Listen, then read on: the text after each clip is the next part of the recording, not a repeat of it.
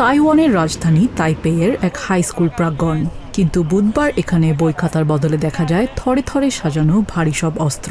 মুহূর্তের মধ্যে ভারী মর্টারের ব্যারেল কাঁধে নিয়ে বাইপডে বসাতে ব্যস্ত একদল সংরক্ষিত সেনা সদস্য। এরা কেউই সার্বক্ষণিক পেশাদার সৈনিক নন, সাধারণ নাগরিক যারা জরুরি মুহূর্তে দেশের সুরক্ষায় অস্ত্র হাতে তুলে নিতে প্রস্তুত।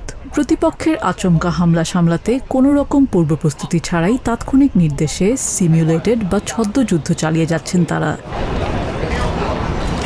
হানকুয়াং, তাইওয়ানের জাতীয় সুরক্ষার সবচেয়ে বড় ও ঐতিহ্যবাহী এই বার্ষিক সামরিক মহড়াটি এবার কিছুটা ভিন্ন। কিন্তু কেন?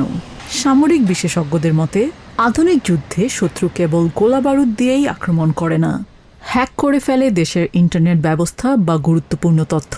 তাই শত্রুর সম্ভাব্য সাইবার হামলা ঠেকিয়ে যুদ্ধক্ষেত্রে কমান্ডাররা যেন নিজেদের কৌশলে তাৎক্ষণিক সিদ্ধান্ত নিতে পারেন, তা পরীক্ষার জন্য ইতিহাসে প্রথমবারের মতো মহড়াকালীন সময়ে পুরো দেশের ইন্টারনেট ব্যবস্থায় আনা হয়েছে কঠোর ও সাময়িক বিধিনিষেধ। ছোট্ট দ্বীপরাষ্ট্র তাইওয়ান নিজেদের স্বাধীন ডেমোক্রেসি হিসেবে দেখলেও চায়না তাইওয়ানকে নিজেদের ভূখণ্ড বলে দাবি করে আসছে।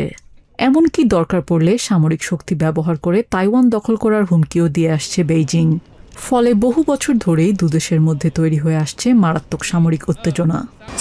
আমরা এমন এক ভৌগোলিক অঞ্চলে বাস করছি যেখানে যে কোনো মুহূর্তে যুদ্ধ ছড়িয়ে পড়ার আশঙ্কা শতভাগ বাস্তব। এমন বাস্তবতায় দাঁড়িয়ে নিয়মিত সামরিক প্রস্তুতি আর ট্রেনিং নেওয়া ছাড়া কিন্তু আমাদের আর কোনো পথ নেই। ব্যক্তিগতভাবে আমি মনে করি এটা অত্যন্ত জরুরি। তবে শুধু অস্ত্রের মহড়াই শেষ কথা নয়। যুদ্ধ বা সংকটের সময় সাধারণ নাগরিকরা কিভাবে আতঙ্কিত না হয়ে পরিস্থিতি সামাল দেবেন সে বিষয়ে সরকারের সঠিক প্রচার চান অনেকে। বছরে একবার এমন আয়োজন ঠিক আছে, তবে অতিরিক্ত হলে তা সাধারণ মানুষের কাছে স্বাভাবিক বিষয় হয়ে দাঁড়ায়। সরকারের উচিত দেশের মানুষকে সব পরিষ্কার করে জানানো কেন এই মহড়া করা হচ্ছে এবং এতে আমাদের সুরক্ষা কিভাবে নিশ্চিত হবে। একটি স্বাধীন রাষ্ট্রের ভৌগোলিক সার্বভৌমত্ব রক্ষা আর আধুনিক সাইবার হুমকি ঠেকানোর এই বৃহৎ প্রস্তুতি চলবে আগামী 14 আগস্ট পর্যন্ত।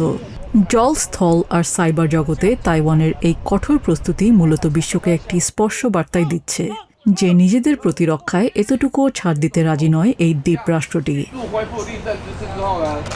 নিজিয়া জামি, TVN24 নিউজ ডেস্ক।